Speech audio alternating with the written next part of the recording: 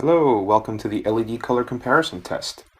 Here we're going to be examining two control groups versus LED lights. Daylight, natural daylight from the sun, and at noon, roughly midday, and a standard RE1K tungsten unit. So here's our daylight. The meter you're going to see is the RA number is what you're looking for. That's your CRI, your color rating index. That's the quality of the light, the accuracy of the light. So daylight was obviously very high, 99 plus, and the LEDs are going to fall into a different place. And it's really what we're looking for is to see, how close we can get to the control. PL90 looks pretty good, but you can see some differences. Later on, there'll be a side-by-side where you'll get a better sense of what's going on. The Cineo Matchbox has a very high CRI rating of 96.4. But it does meter a little bit warmer, or rather cooler, I should say, 6393. So it's gonna, compared to what the camera was seeing from the daylight unit, it's gonna feel a bit cooler, and it does. It's a tiny bit cooler.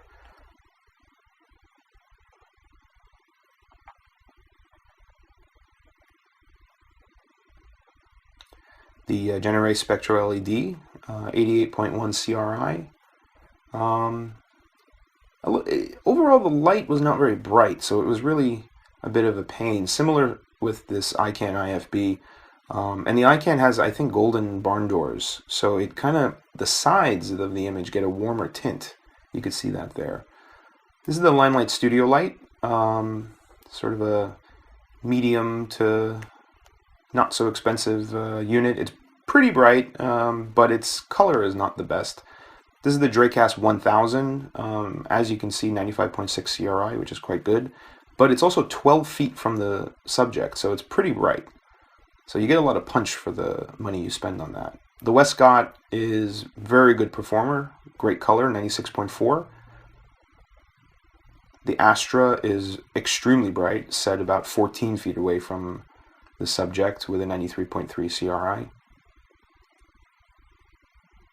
Area 48 soft lights. Honestly, I expected a little bit better CRI rating out of it, but overall they look pretty good. We'll see it when we do the side-by-side test a little later on in this video. Then you'll get a direct comparison between the control and the LEDs, so you can really see the differences between them.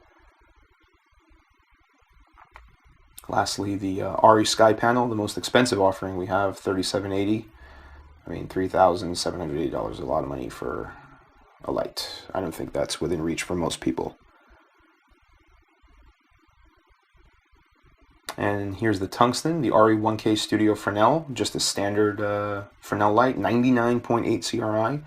And the camera metered that at 2956 Kelvin. Now, the camera may not necessarily represent exactly what the true white balance is, like the meter will.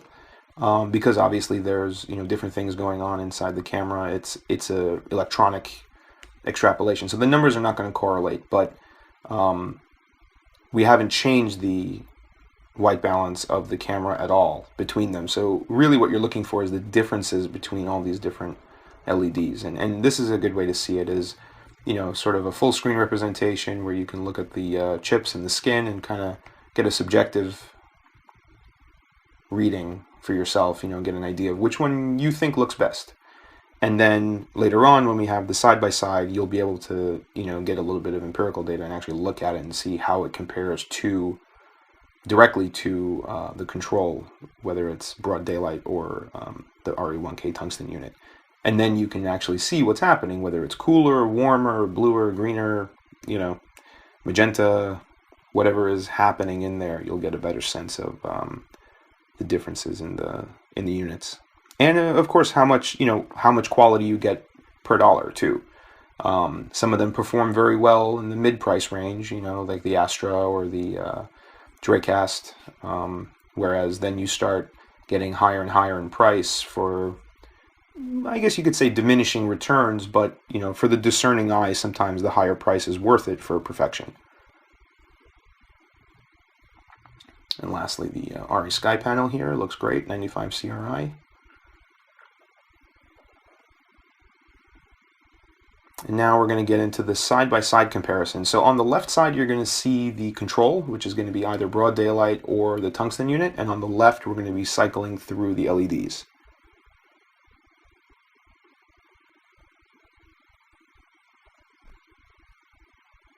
So here we go, the ICANN PL90 directly against the daylight.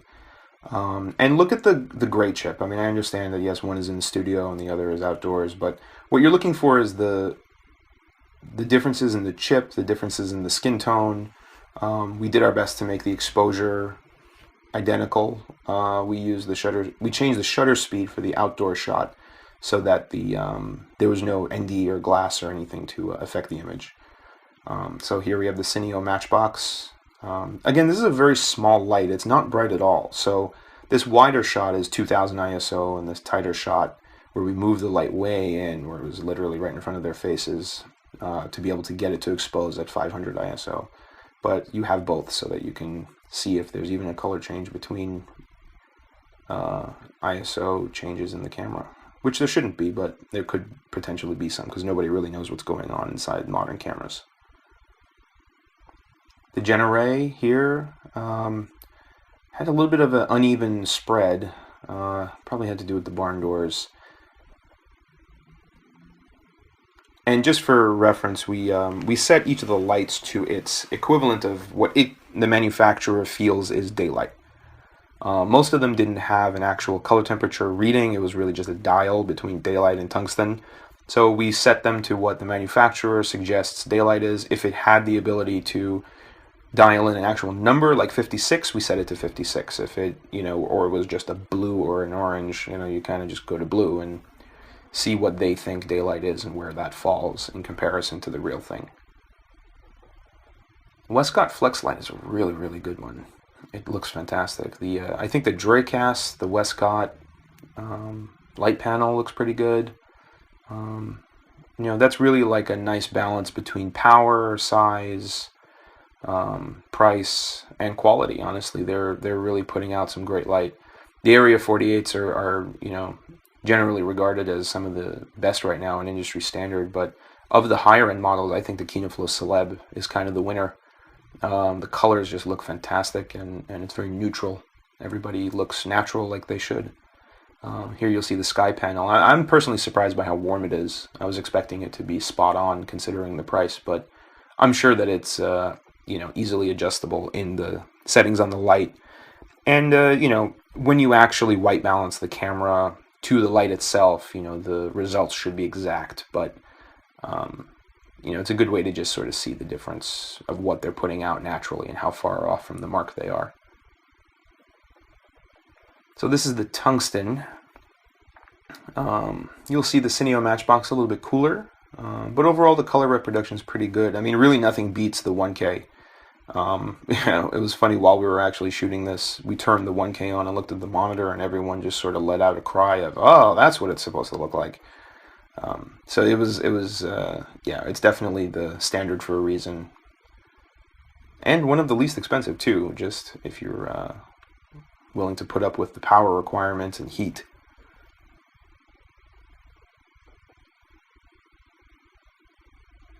So this one is just a little bit of an experiment. We just put the Dracast brand CTO filter on just to see how close it would be to actual tungsten, and as you can see, it's pretty far off.